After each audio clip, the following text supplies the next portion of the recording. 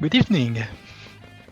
We are here to look at what review for Van for a pickup race that happened a couple days ago. So I don't have much to say right now, so why not just jump right to the blessing for this seed. So Fighter has an excellent blessing with heal plus magic, so that's life and either cure 4 or heal 3, which having a cast of life on melee is always a massive deal. The Thief has plus 800 GP. Black Belt has 20 Vitality, which it's a tiny bonus which can sometimes help for a grind, but doesn't make that much of a difference after the grind, of course, since that's a Black Belt. The Red Mage is a Sage. The White Mage has Fighter Swords, and the Black Mage has Learn Dark plus Evade, which I believe is the equivalent of 1 Ruse Cast, might be 2, I'm not sure exactly. And here for this starting party, we see that the first classes are the Black Belt and a Fighter. So this instantly brings up an excellent question that probably worth pondering in the first couple parts of the seed, which is, which of the two do you keep? Since they are kind of redundant, though of course the Fighter can get some stuff done before you get the Black Belt online, or sometimes you can just decide to damn the Black Belt and go with the rest of the party. And I see that the mage of choice for Van is the Red Mage here, which is a Sage. That's pretty much the correct choice in my opinion. If there's anything that's locked behind high level magic, well, that's what the last slot is for if you don't occupy it with the Thief instead. And that's a really important part about recruitables, is that you can sometimes just learn where they are and delay the decision until you have all the information you need, which can be stuff like the locations of the most important spells or whether you've found a ribbon in your early checks. Anyway, that's enough of the pre-seeds rambling, so I think it's about time for Darkmoon to get this running.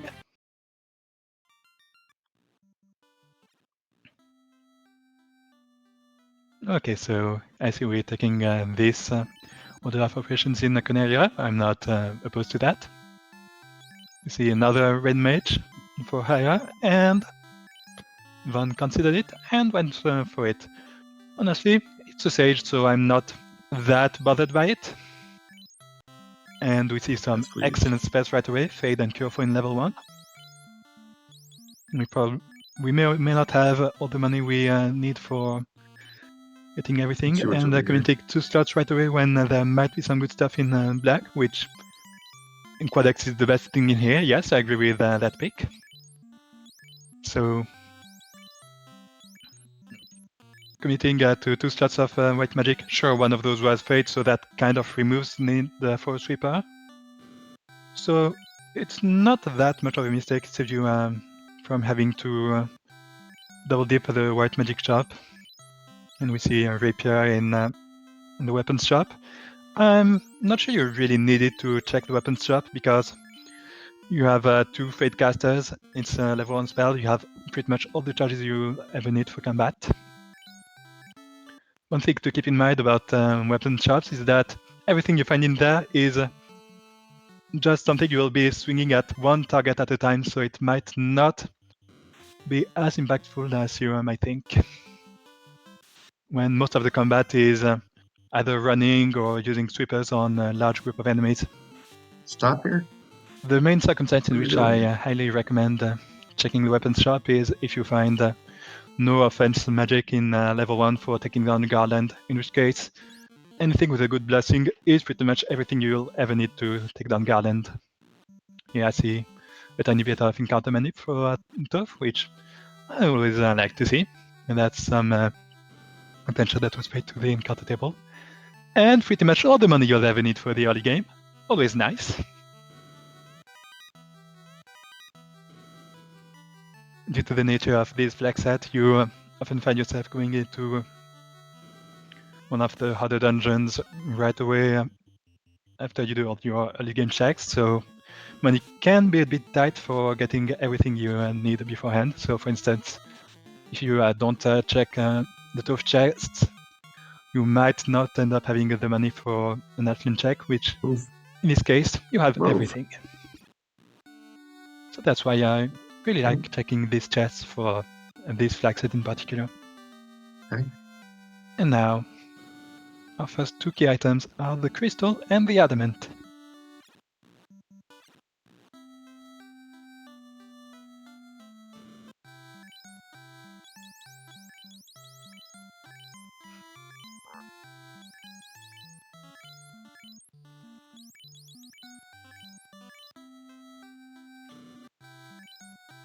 And going back to buy all the consumables you'll need for the early game is a play I kind of agree with. Of course, there's a case to be made for waiting to see if it's in the provoker shop, since you'll need to check all the item shops for the key item eventually.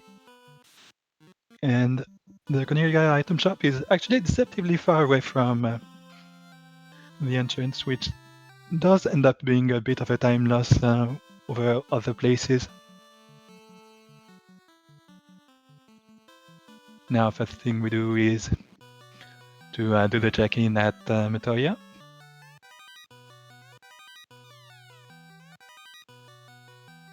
You see an iron armor and an axe that instantly obsoletes the Not rapier doing with it. that. No, I'm not gonna be too harsh about that one. And the canoe from Metoya, which we proceed to not immediately use, but Oh, where are we going? again, I will not be too mean about this. We're gonna go this way. Now, I do, however, recommend taking a good look at the world map, because this is a place where you can take a much shorter route than going around this mountain chain. You can just go straight east at the rivers and go through that desert for a quicker path through the overworld. Good turn order.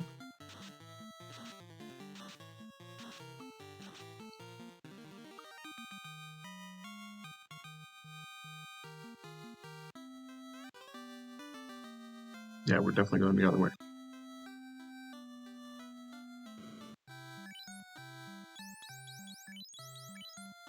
Ooh, good. I like buying some houses early, because very often the first dungeon you end up doing in these seeds is the volcano, since that's the one where you just need the canoe to access it.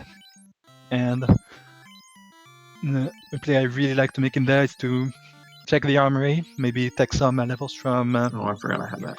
trapped boxes, or That's right. maybe just from some good encounters like Pete, and then just walking out or walking out and then just dropping a house to be back to full charges, or just more charges than you had going in, thanks to all these levels, and be ready to just make the dive to further in.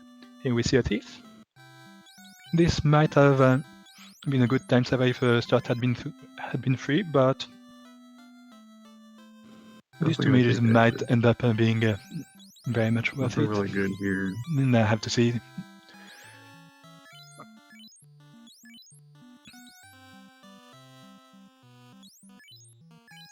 Now I see some thinking of the spells that will be bought here. I hadn't paid enough attention to white magic. Yes, exit.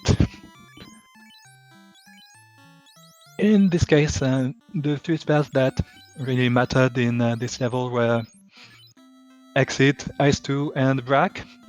I don't think you really need to grab the other stuff, especially since Harm 4 is kind of limited in usefulness on Red Mage, especially since if you're against some undead, you can just use your Fate charge and get rid of the group like that. While Ice 2 is a spell that can be used as a backup sweeper if your level 1 charges are not quite enough for everything.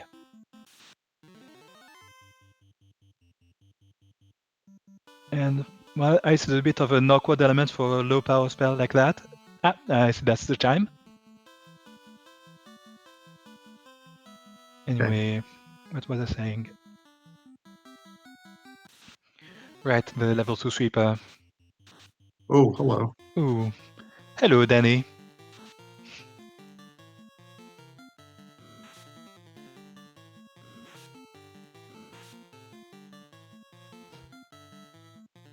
So, at this point, I would probably have considered just resetting the moment the arachnids had cast Zap, because you hadn't really accomplished anything since your save, and you don't have a thief, you have no guarantee that you're making it out of the fight alive.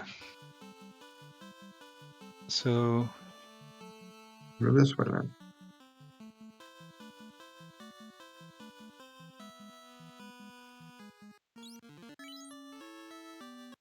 you know at least the first two encounters on the table. I've been too busy speaking to really pay attention to how long the third encounter was.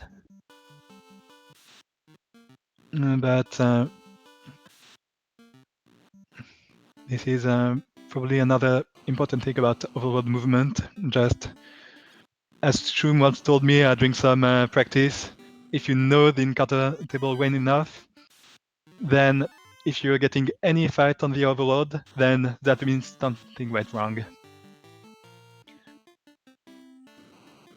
So I highly recommend, even if it might seem a bit paranoid at times, just making sure that you do all your overworld movement to avoid any unnecessary encounters. And if you're not sure exactly when the next encounter is coming, it can be a good idea to just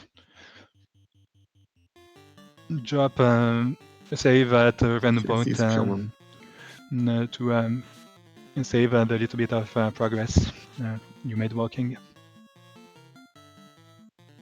So here, one of the mages has been quadexed. You'll probably remember at this point that your fighter has heal plus magic, so that's some charges that can be spent on reviving the red mage. And arguably not the black belt, if you don't really care about that.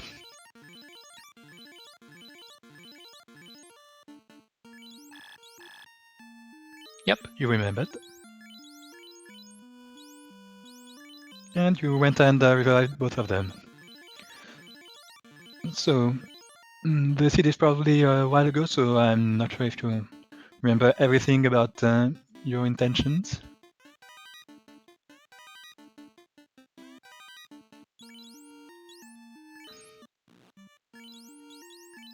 But I think just seeing the pretty solid magic, well, I say pretty solid, but we haven't seen either of the black magic buffs, so maybe there is a point to be made that you were not quite sure yet that the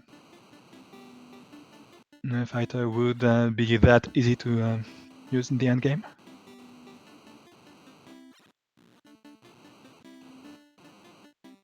And yes, that's definitely a pretty good way to remember about your blessings. Not something I do personally, but there's definitely value in that.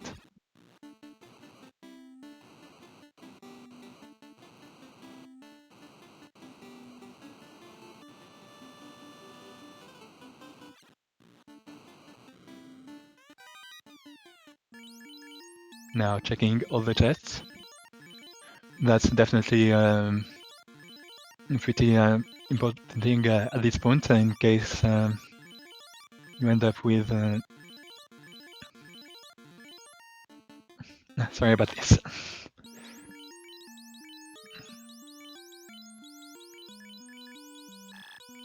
Putting the first ribbon on one of the red mages. I think that's kind of questionable. The main reason we put a ribbon on a mage to begin with is if it's one of the life Nice. casters. And in this case, you have one life caster in your team. It's the fighter.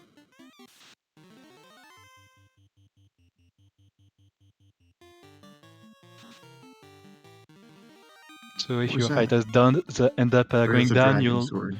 be without any life charges on your team and without a way to Where are you going potentially with fight this? some bosses. Though in this case, I think pretty much everyone would agree once you've got your incentive and maybe all the chests on this floor, you'll just exit out of here. Carrie is not worth fighting at these early levels when she's very likely to just end up in a wipe. Using the black belt as a dedicated white shirt spammer at this point, that's definitely a good option for getting value out of it.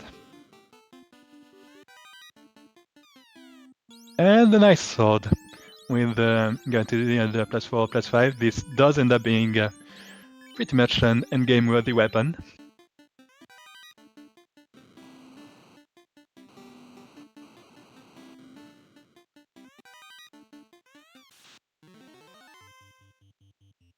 And this box has a pretty good chance of being our incentive from here.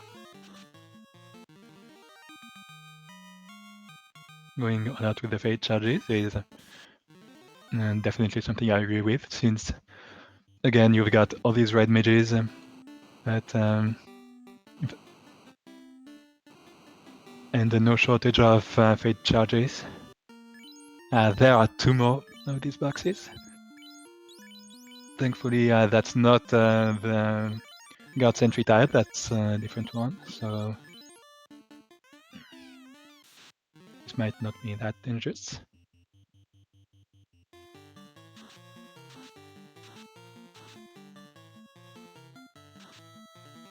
Got muted, but the sword will definitely just one-shot it.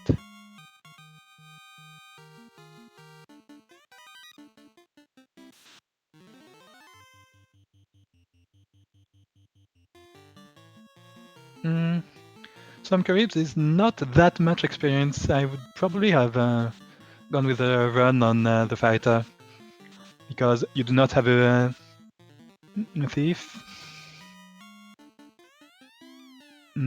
So you're not guaranteed to just get out of it with just running with everyone. But sorry, I'm having trouble getting my sentences together in time.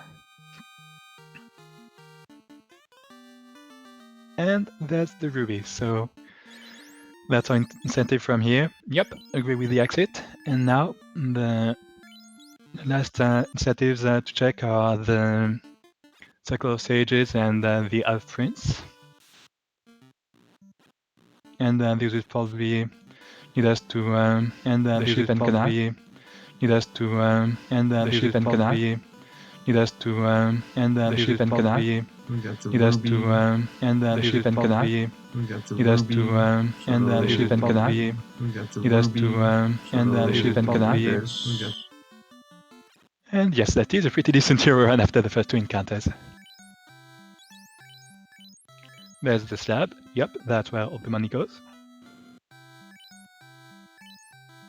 Steel. Okay.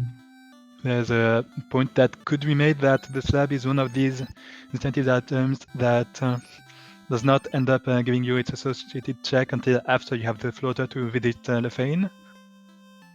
So it could be possible to just delay buying that for a while, since I forgot to pay attention once again to I'm gonna save that money for now. I know the slab is there. What was on the Sages? I want to check the shops. And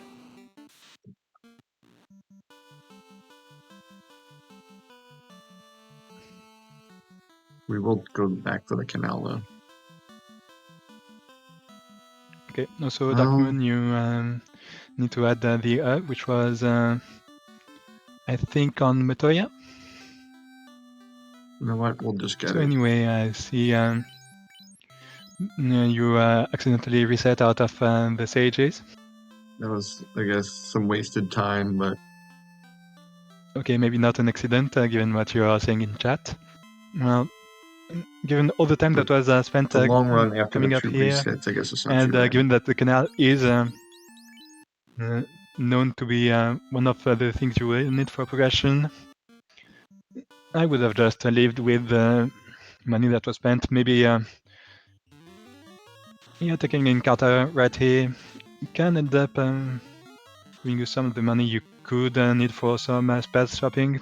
though I would not really prioritize that right away, since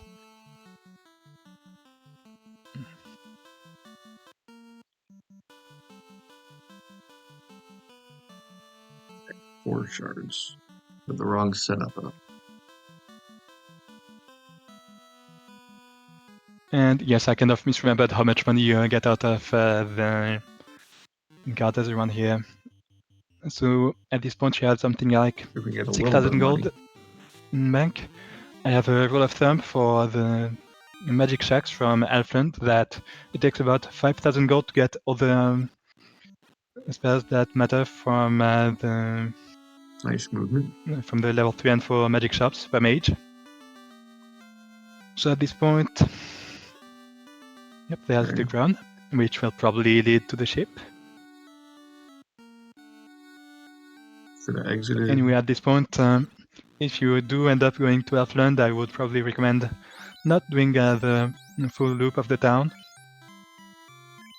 You see Saber, which, if you do not get the power bank, will be castable by the knight on promotion.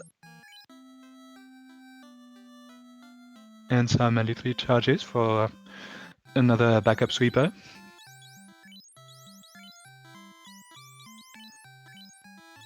Buying Arab and Cure 3.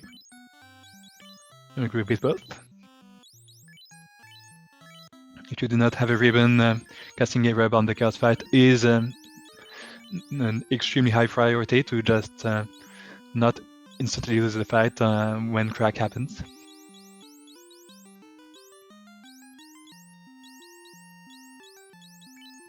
And with 3k gold, there's probably little chance that whatever important stuff in level 4 will be affordable to you. So at this point, I would probably just For some reason, I thought I had something exit else in a out different and way. wait for your I wouldn't want Lefrain that. visit to get the stuff that matters from here. In this case, world is purchase that I would probably just delay if you're taking the time to Okay. come all the way here, Wow. since now you cannot afford nuke or temper. And either of those would have been a bit of a game changer. Well, not nuke since you have Fate already. 1 penny short of anything But to sell. anyway, with Saber and Nuke both being night learnable, now you really know you won't need the power bank if you get your promotion early enough. That's one more thing to keep in mind for future decision making.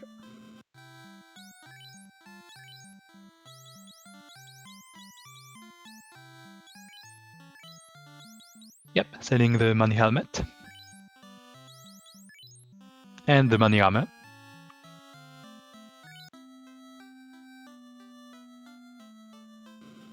In case we need it later. So now you definitely can afford Yeah, we do have those, that. We but might come back to that. Let's finish shopping. you can probably see from the timer how much time you have spent in Elfland when much shorter it would have just been to back out after buying the level 3 magic.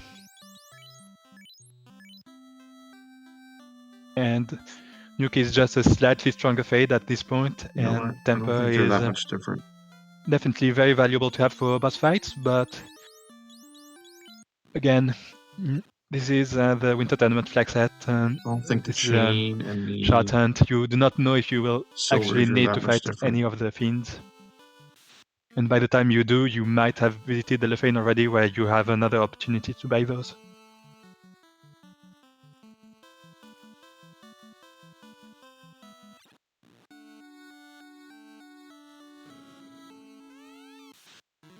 Yep, and even if you do have both in your spell list, I definitely recommend just casting Fade over Nuke 99% of the time, since Fade takes a lot less manuing to get to. You're just selecting magic and holding A.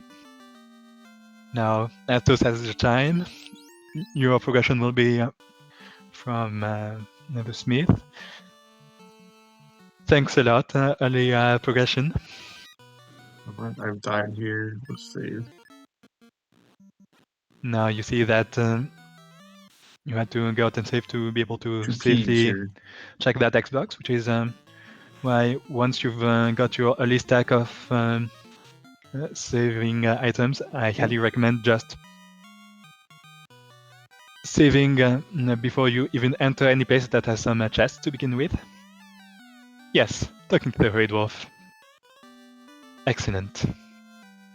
Okay, Ruby in ordeals. Now you got your canoe, you got access to outside of the NSC. No, it's Nope, over the ship here. is not that way.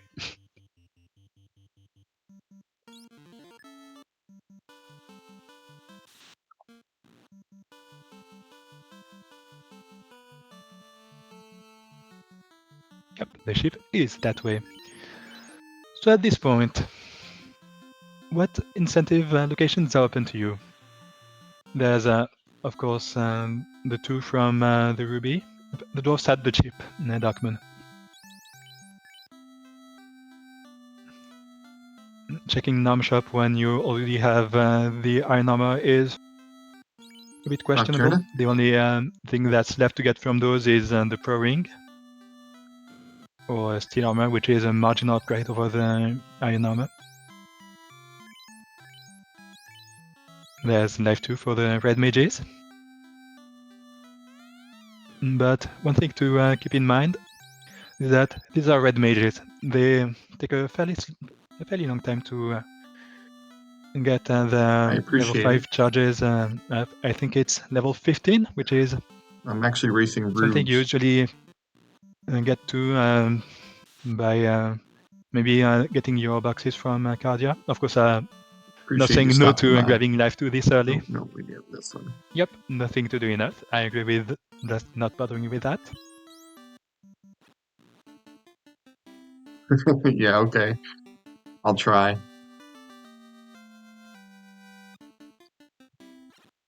And yep, that's the way to go for the Should be able to get here without. the Titan incentive. I was wrong. Unless you walk to the right side of the cave. Alternatively, you can just go straight to Sarda and then check these boxes on the way back. Okay, there's the power bank. So much for all that talk I did after the night spells.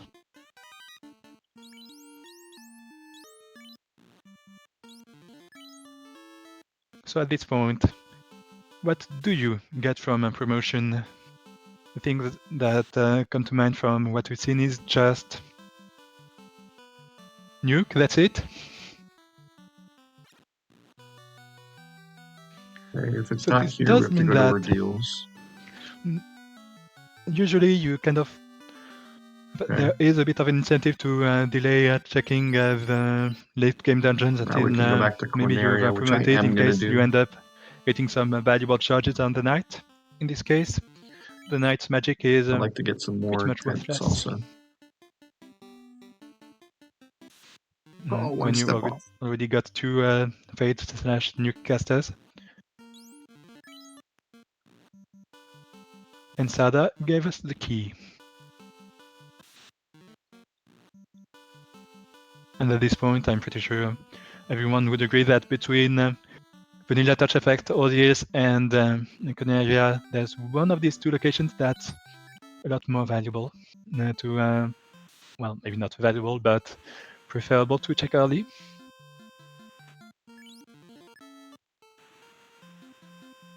Okay, so actually, maybe I should encounter. Watch this from the stream instead of just this setup in order to be able to hear the music cues for the overworld.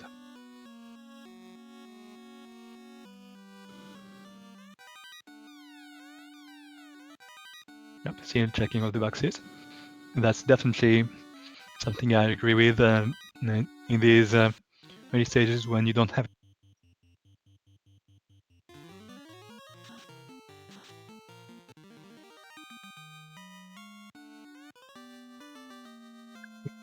Sorry about this.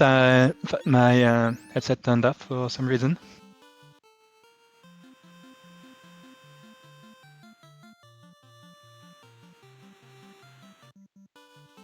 And yep, I'm going straight to Earth. That was right.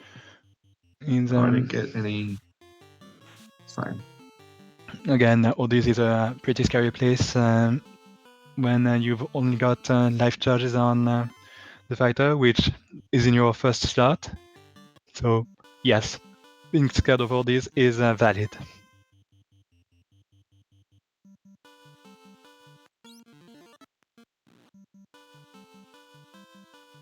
Burning the encounters. Actually, only burning one encounter. Second one.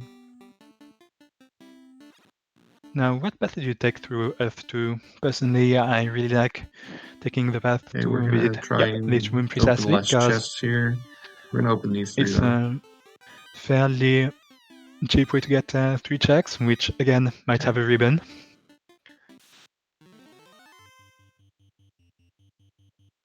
Now, did you grab the other room?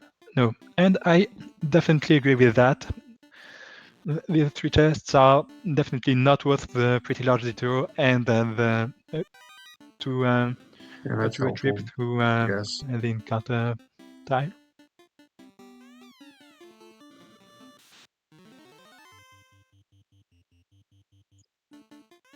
And another thing we picked up. Okay. Oh, hey, there's the second Ice Sword. But is there really much of a point to equipping it on a red mage? Because this is a mage. We're still looking for a The tile thing to a mage would grind do on 99% of the time is in either case we running need it. on What do we have? a fairly unthreatening encounter like that, or 5 casting shards. Fade or Nuke, both of which will do a lot I'd more like to get damage at than least a 8 swing of before I the start Ice Sword, considering a grind. unless you're fighting something that has a nice weakness.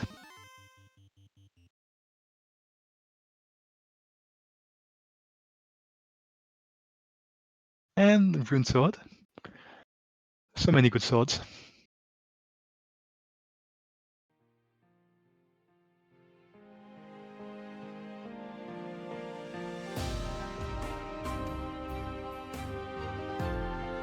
Now, another thing worth discussing at this point is this black belt. Because at this point, with all the checks you're taking, you're pretty much dedicating yourself to using the knight as a carry, which means there's a pretty important question at this point. What is the black belt bringing to the party? The only thing of value the black belt is doing is being an item user and another person running from encounters, which, okay, that second one is a bit more valuable in the party without a thief. There's the TNT.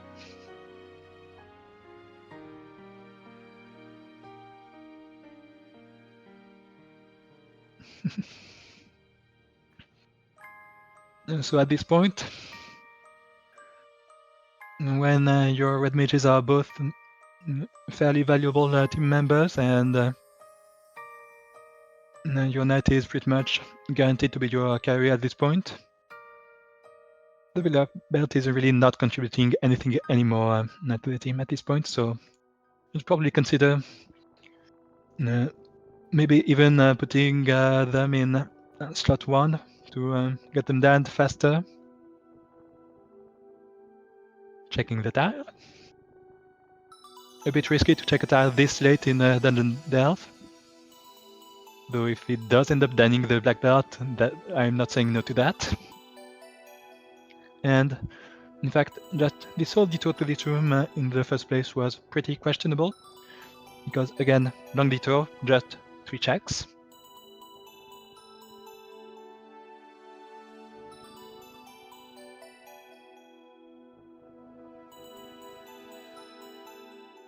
And now, many people prefer to just swap out instead of taking on Lich.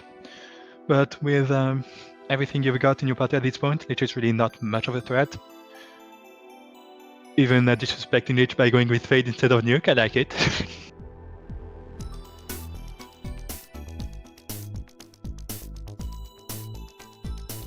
Yep, there's the Ice 2, not strong enough to take anyone down. And this run of Fade is enough to take him down.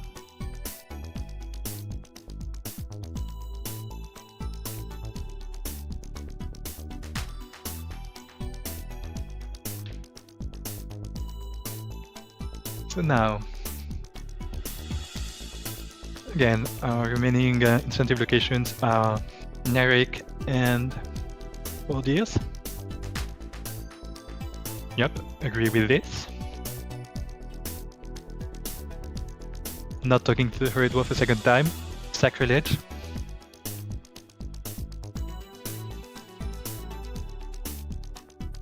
And Narek has the floater.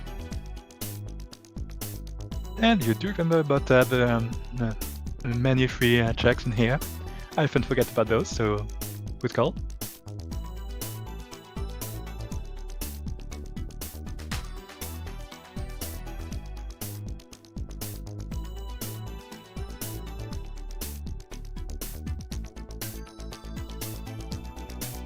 I should keep an eye on your shot count next time you pause.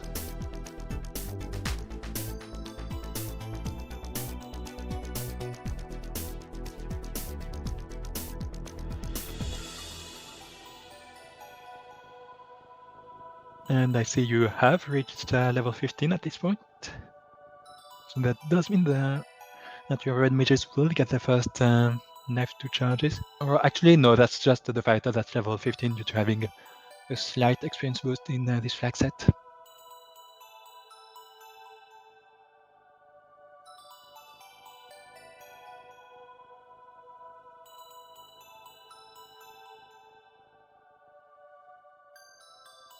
Yes, the red mages are at that ever so awkward level 14.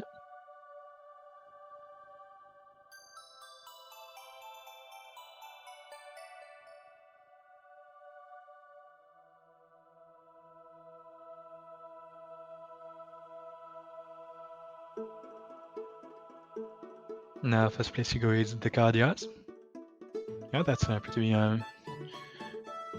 That's usually one of my first go-to locations once I have my ship, since juicy experience from the TAS. I forgot to use a house on the way. Unfortunate. Might be worth just leaving after this encounter for the house, since there are some pretty tanky enemies in here, so checking these trap boxes. Well, what am I saying? You have some nuke charges. So ignore what I was just saying, and that's the ribbon. So now, you've got your ribbon, you got some pretty great armor for your fighter, and you've got the ice sword, which is almost the best thing you'll be using before promotion. So now, that begs to a question: how much more stuff would you loot from non-incentive locations? Because in my opinion, all of this is pretty much everything you will need from in terms of gear for your fighter. And the best part is that since it's a Mini Plus Magic Fighter, putting a ribbon there will get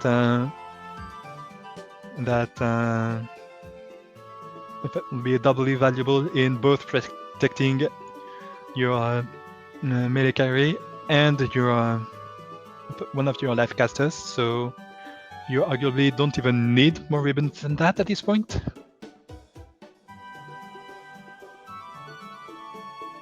And that's the loot. So that's item go mode.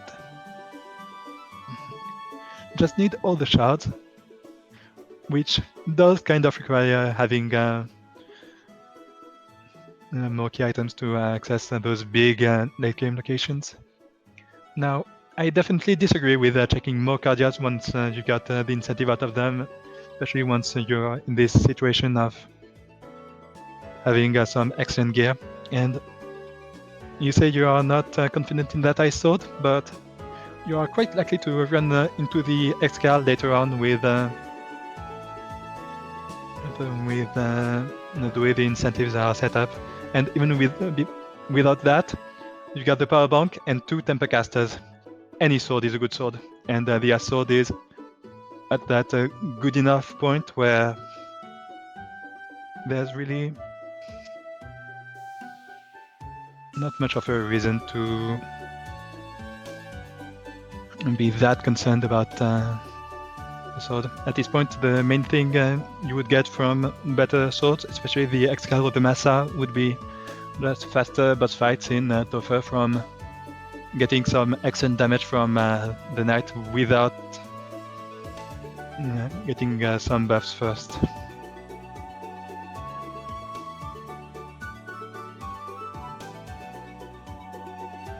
And yes, as Dark Moon is pointing out, yes, Slow 2 is pretty much the main thing to be scared of at this point.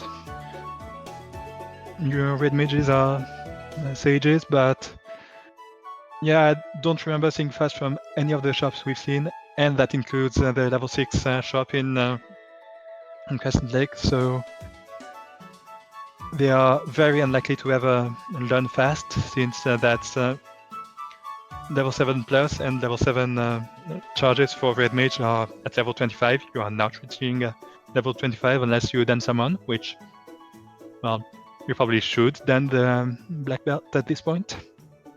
And that might be enough if you take a long walking ride in Sky or something.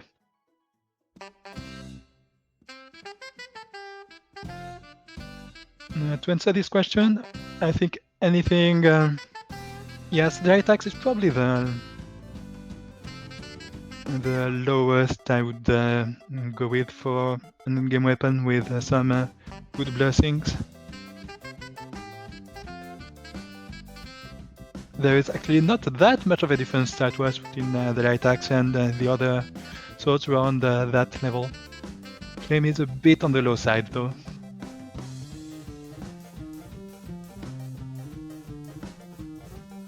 And once we get to later flag sets where the blessings will not be consistently high like they are right now, it will probably be worth a little more, but which is also exactly good, since for instance, the light is maybe getting it a bit short for endgame power.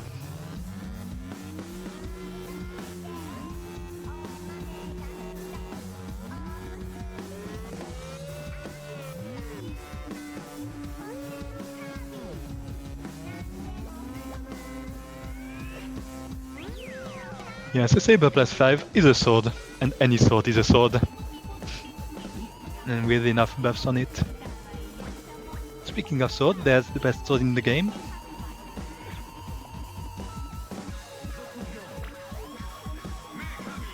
So that's one more piece of endgame gear. And by the way, if you were scared about ice not being enough, defense is a pretty marginal step up for a knight if you do end up promoting.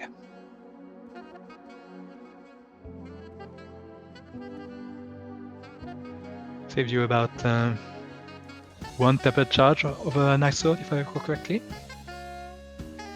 And Worm Tile!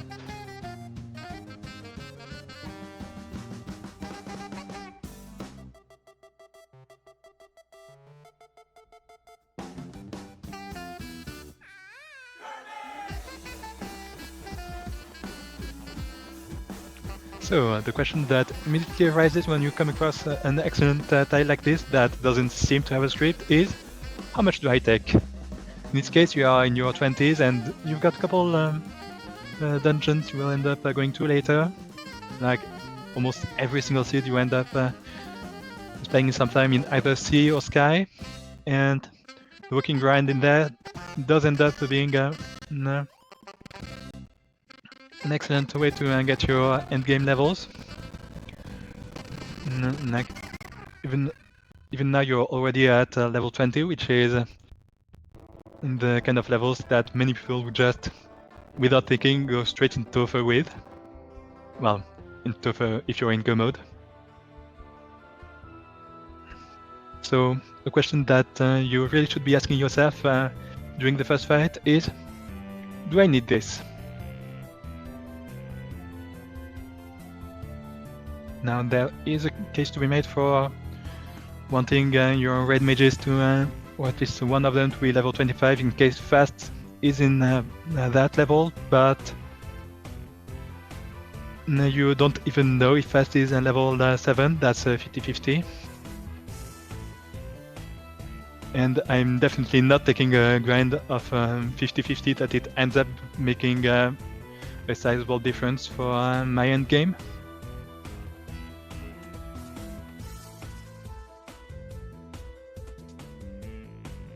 I see some people questioning Black Belt in the chat. Personally, in my experience, Black Belt has been pretty good in all the practice I've done. Though at this point, with all the time that has been spent on checking equipment, I really would not bother with grinding the Black Belt at this point. But I've been over this a couple times already.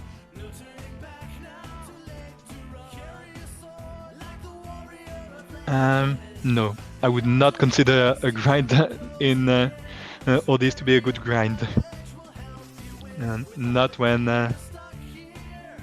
until that Black Belt gets enough levels to get that medic defense for safety. The sorcerer can just kill that grind in a moment, and even once it does end up being a 3 into 56, pack of sorcerers is still likely to just with 3 hits per attack and like 5 sorcerers in average sorcerer encounter in ODS. If you don't end up running turn 1, you can end up taking like 15 hits from the sorcerers, maybe a bit less since they are not perfect accuracy. Now multiply that by the 3 into 56, you got 45 into 56. About a 20% chance that this first turn of that encounter where you fail to run just makes you lose your grind.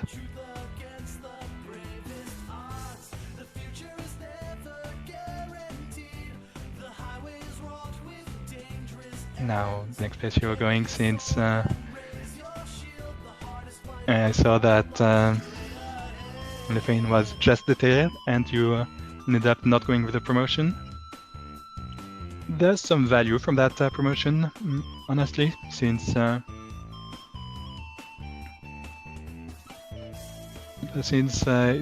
does give you access to the X-Cal, which again you are likely to end up grabbing.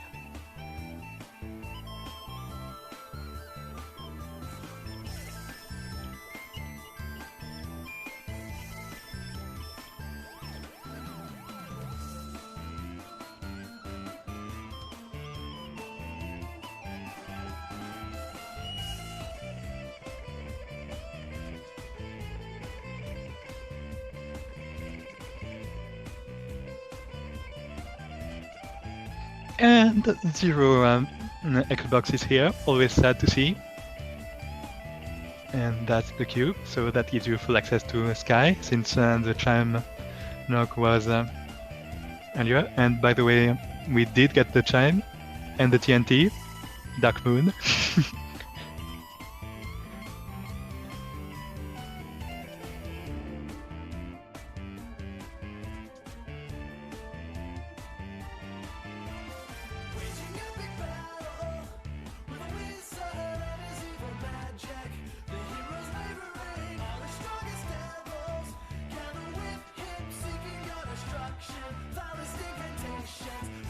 Chip houses, agree with that. Those are always so nice to have. Of course, you never end up needing more than like high single digits of them in a seed. And at this point, they are you can easily buy all the houses you'll ever need. But still feels nice every single time. Now dropping by to promote. Yep.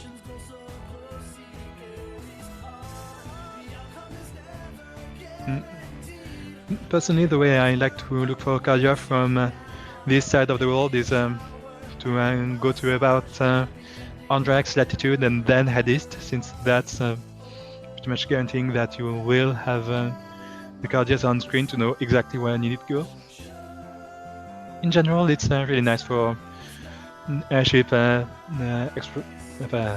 navigation to use some visible landmarks. Another excellent example I like is when you want to head to Topher from Sky, using those small peninsulas on the west edge of the continent Those are roughly lined up with Metoya's Cave. So from there you go straight south, and then once you're at Metoya's Cave, it's almost straight to the west, just a tiny bit south. So just doing a tiny bit of staring at the world map every now and then can end up giving you some insights for this kind of stuff.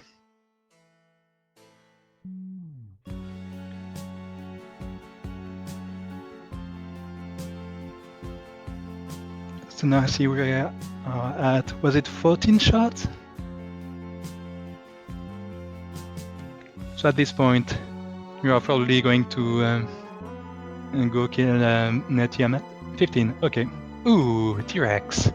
Again, another excellent grind that I'm not sure you actually need. Because, well, as we said, the main thing you have left to get from levels at this point is just the safety of potentially having fast, which, again, if it's not in level 7, that would be a huge waste of time. But still, props for having the muscle memory of checking the grinds out here. It can end up making a pretty big difference in some seats. There's one Xbox. So at this point you need 5 shots plus tier 2. I can see why you went with something else, since this is floor 1. If you do end up needing this specific shot, you can just come back in at the end and just grab that one pretty quickly. And if you end up not needing it, that's taking away the need of checking those. And that's 3 more of these shots, so counting the one from floor 1, you just need 1 more plus tier 2. So at this point, you are pretty much guaranteed to be in go mode from just this dungeon. So the question is, oh, wait, no, that's not 3 shots, that's 2 shots and an axial, which I would argue is a bit of a womp at this point. Since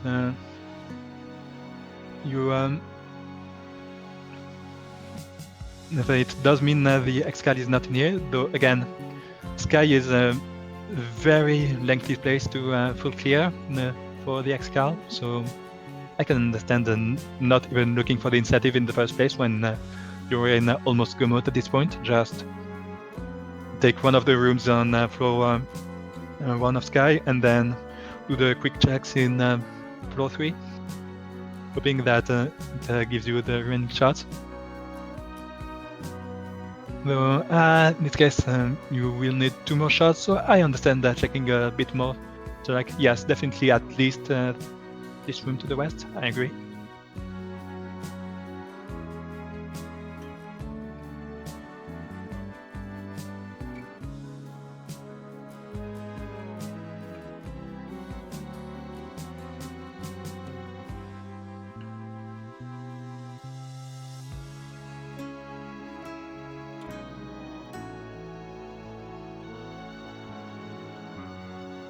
No shards.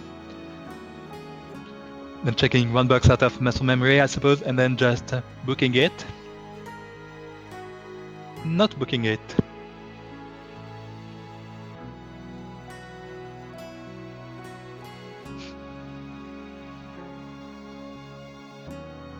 I can understand not having made the full calculations about how much you will need from this place. But at this point, really the shots are the only thing you want. Yep, I agree with just skipping straight past floor 2 and just heading back in case you need those shots from it. Checking the 6-pack without warp is... Actually, do we have warp? I really should have been taking notes or taking a bit more attention to that. But the 6-pack is a fairly lengthy place to check. I usually prefer to just leave it for after the grid check to the left of here. Still probably better to check that than the floor 2 checks with vamps. Yum yum.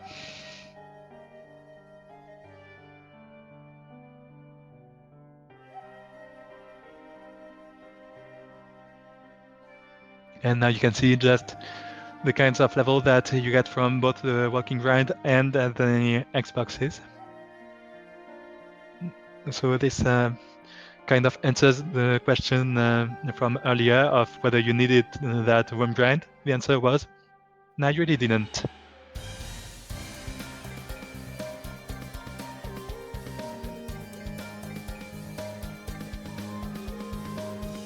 That's probably one thing that we'll never end up missing out on in this whole tournament, is levels heading into Tofa. Especially later on once we end up needing more shots.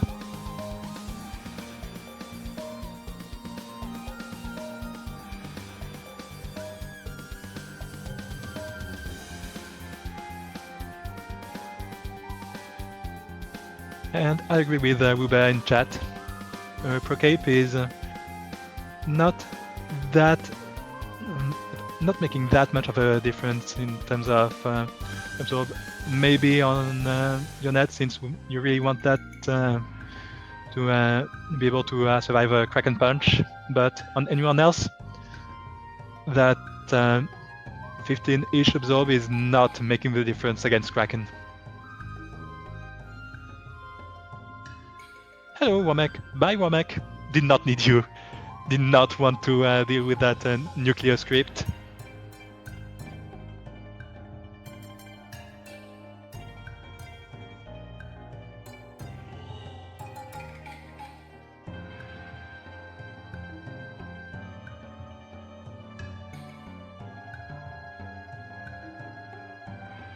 I think everyone is scared of this Womack. I've taken it a couple times to on seeds where I'm playing black because I'm red like that, since that's a pretty good way to kickstart the grind. But aside from that, I would never grab the Womack fight on any seed where I'm using a Knight as carry.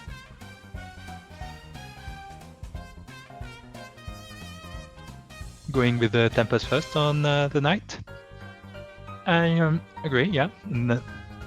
Then you do have the Brax in case that's a way to... Sorry, I'm being a bit bad at talking tonight, but anyway. Yeah, I do agree with the common wisdom that you go with your buffs first and then with the cheeky Brack. Actually, did you buy Brack? I'm not sure you did. That takes out the whole point of what I was saying. But yes, to answer what you're saying, Tia is a boss you need to respect if you don't have ribbons, but if you have a ribbon on your melee, you can just all day. Now, what I'm questioning is why you are putting those risk charges on the black belt when the black belt is not contributing anything other than being a damage sponge for melee attacks. And you've already got an excellent damage sponge in your first shot. By the way, your HP is getting a bit low, so I would consider maybe dropping one of your 3 charges, or maybe gambling on life charge on one of the raid mages to get your HP up, since now you're kind of dangerously low. And sure, you did stack your evade. Okay, you ended up not being...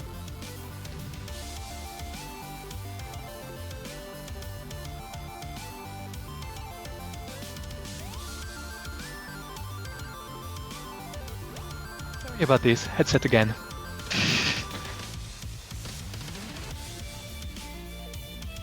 Now reviving everyone, even the black belt. Okay, I will stop being so mean about reviving the black belt, but yeah, you really don't need to put that much thought into it when you have 22 houses. Just drop all the life charges, drop all the houses you need, and you are back up for everyone.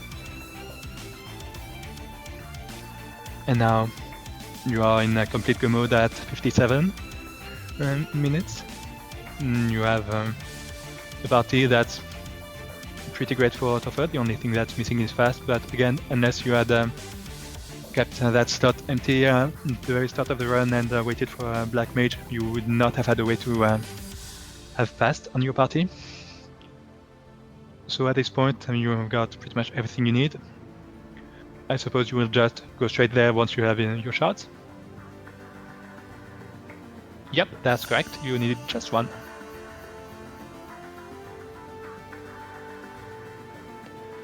And the corollary of that is that you did not need these 3 chests around it. Yeah, the loot goblin is something that takes a while to get under control.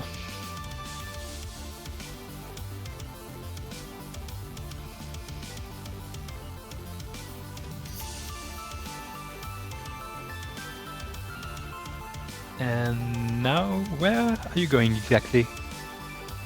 Maybe you are not comfortable with the gear you have and you're going to sea in hopes of finding the X-Cal, which... Yeah, I think that's the last incentive location that will have the battle which leads to the X-Cal. Yeah, I can understand that if you're going for safety.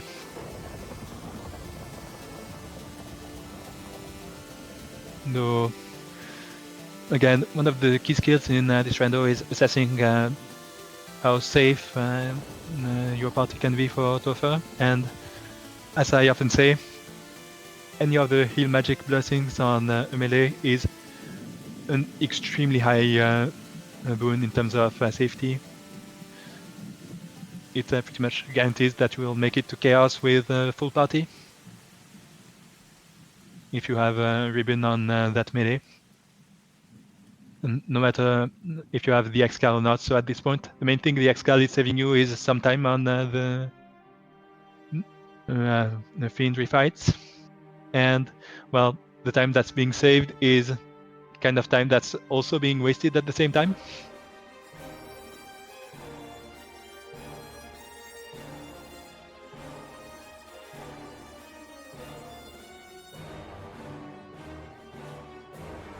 I think that's pretty simple to measure. It won't just be a matter of doing the same Toffer with the defense sword and with the X-Cal, which the X-Cal is mostly a fairly consistent 2-turn fight on most of the fiends, maybe not on tier 2, and then not making that much of a difference on Chaos versus the other swords. Hey, one thing that I've learned from the AP tournament is that we need to get our hubris about combinating bubbles under control. We are suffering her wrath right now. Do not take her lightly, please. Anyway, back to the Toffer. Less time spent in the field fights, less chance of getting wiped. That's not as much of a point with the vanilla scripts, since the main fight that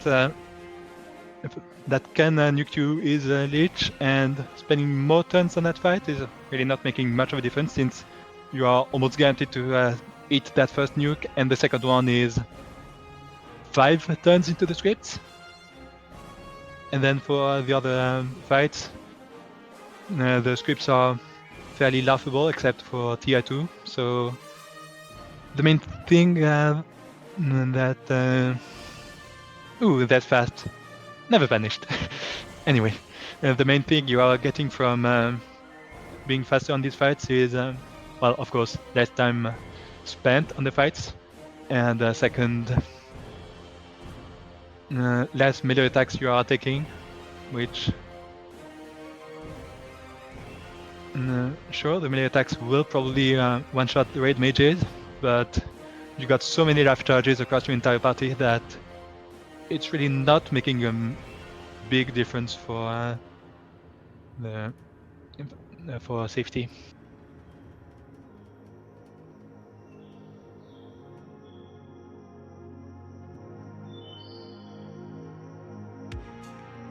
Actually, can you cast it as in trickle? Well, maybe it's just the knight that is level 25. If only I was able to give it more attention in the couple of frames that the menu is on screen. Because, yes, it's worth removing all the thresholds for the first charges of your spells. Yep, we were posting them in chat. Good job remembering the outflow doors. There are surprisingly many runners that do not go for those.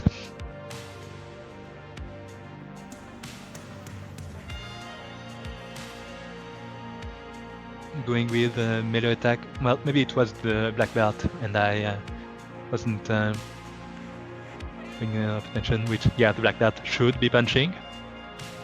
That or giving the floor a good hug, but I said I would not be focusing too much on that. Yep, speed and power, just punch, fade, fade. Though on Tia, there is a point to make it for taking her a bit more seriously, since she's kind of at the edge of what's consistently one-runnable, so using some nukes instead of fade is probably worth it. Sure, that's a level where you also have temper, but well, okay, life 2 is also on that level, so yeah, I understand conserving those charges, actually. Now Kraken defense sword on the knight, disagree.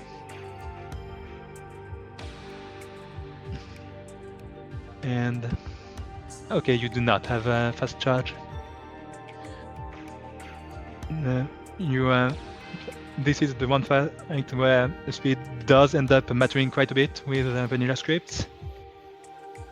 So you really want this knight to be being damaged ASAP. Okay, I can appreciate the cheeky brack, but again, consistently getting through the fight fast is just too important. And that ruse cast on the knight is really a bit redundant, since you've got some excellent armor on the knight. You are not getting one shot by Kraken, and maybe not even two shot. That's something you can be almost sure of just setting into the fight. So a turn you spend using a ruse is a turn you did not spend swinging that X-Cal, which is pretty much your main source of damage. And I agree on using the black belt as a white shot spammer. That's pretty much the best thing this black belt can be doing.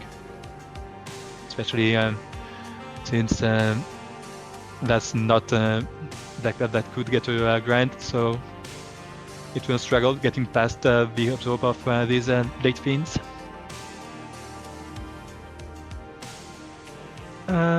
Transfer Dark Moon? No. The Fiendry fights do not keep their elemental weaknesses, so D3 is just dealing its unboosted base damage, which is was it 60 through to 40? With the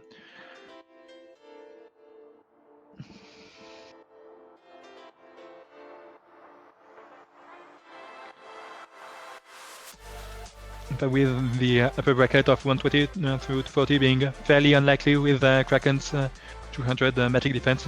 In fact, no, it's pretty much impossible with Elite 3. Fun fact, the elemental spells have horrible accuracy at just 24 if you're not hitting on an elemental weakness. You just don't mind it most of the time, since this is not the kind of spell where you worry too much about accuracy.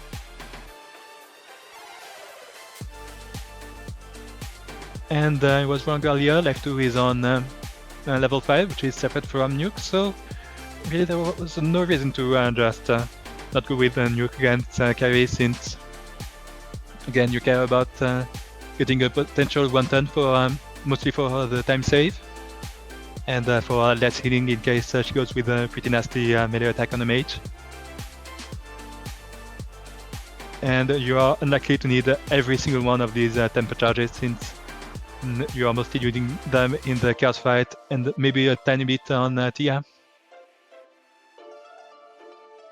Yep, putting the black belt in slot 1, and the knight in one of the less targetable slots. Going with an A-Rev, I don't hate it.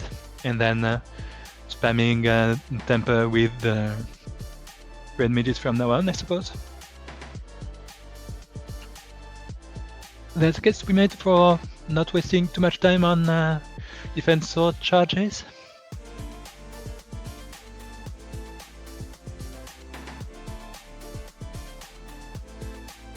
Since with all these tempers, there is you have a pretty good shot at getting the kill before slow 2 and cure 4 come out. There's that frag that makes a red really pay off. No need to spend time reviving the red mages for those temper charges. Going straight for the attack, you do have like 3 temper charges at this point, so I understand that. Though it is a tiny bit light for damage without fast being cast first.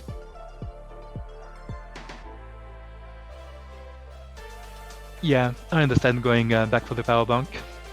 2 more charges.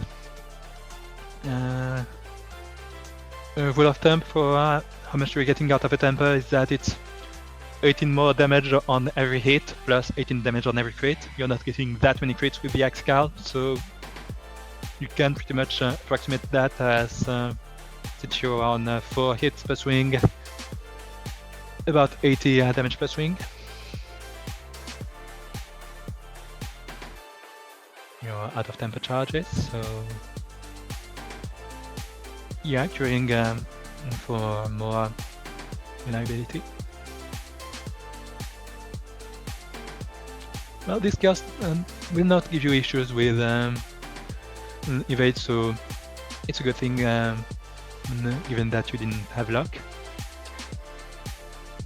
And this whole thing is also a lesson in how, even when you have sieges, a black mage can be of extremely high value, so good. Slow 2 did not land on the knight. This spell is so scary. No, now it might be time to go with some nukes or fades instead of tempers, since you were kind of racing to get the kill before Cure 4. Now you do have to do the whole thing all over again. And as I mentioned, each of these tempers was about 80 damage per attack.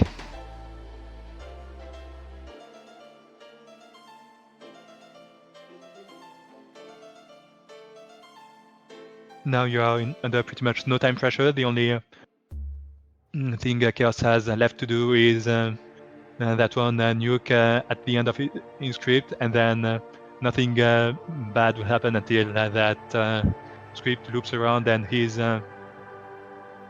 casting slow 2 and fast again.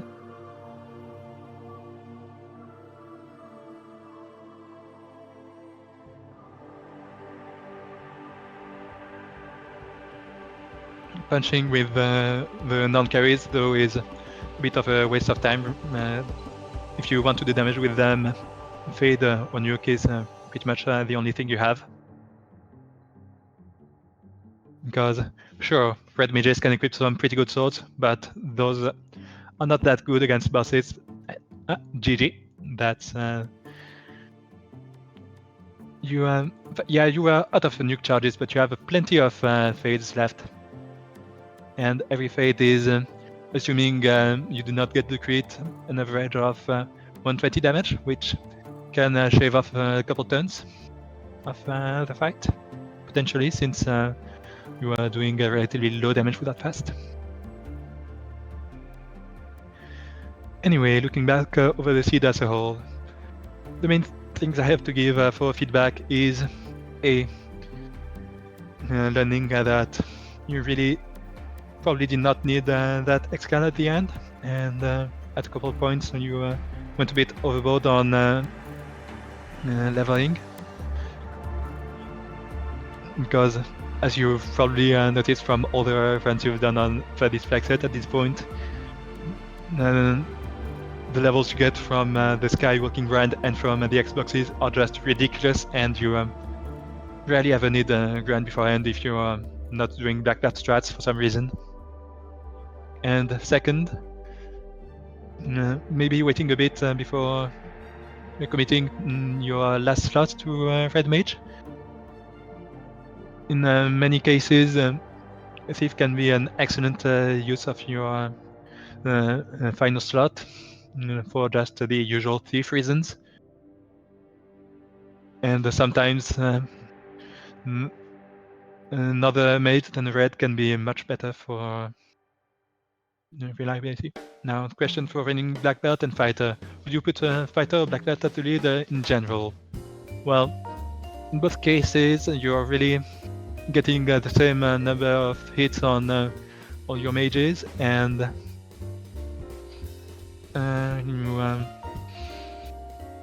both of them, your Fighter is, no matter where they are, not at much of a risk of dying from melee attacks. The main things that can be a threat being more like single target abilities from enemies, especially before you get your ribbon. So if you have your ribbon, definitely put the Fighter in first slot, and probably then the Black Belt. You rarely ever want both Black Belt and the Fighter alive at the same time. Which, yeah, that's probably the main lesson I'm giving about this seed. That the Fighter and the Black Belt are two characters that are each mostly useful for being a melee carry and are not providing that much to the team if they are not being if you are not dedicating your run to them. And yep, I usually go with a 3-man party in these flag sets. Usually, sometimes second mage can be valuable, which is where it can be a bit intimidating sometimes to just stay locked out of that final slot for potential other mage, especially when you don't know the whole spell list. And the 2 mage is definitely a lot more comfortable when it is because you don't have 2 melee characters from the start locking in some slots, and when it gives you the flexibility to fix your comp if the spell list ends up being uncomfortable. Anyway, you have any other questions, Flan?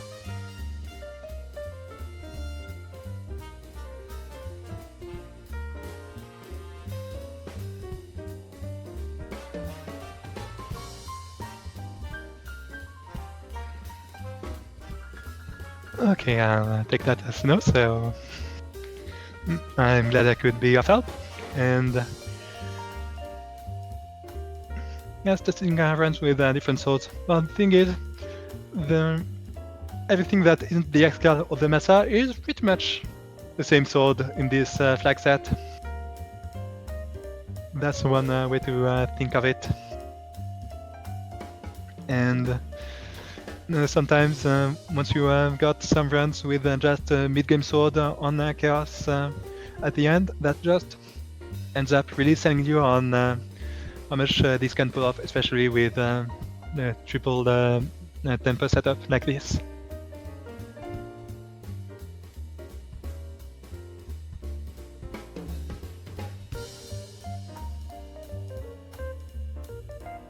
Anyway, if that's everything, I think we can probably call it up for now. So thanks a lot for hanging out. And stay tuned for the broadcasts of the other Winter Tournament qualifiers on the channel.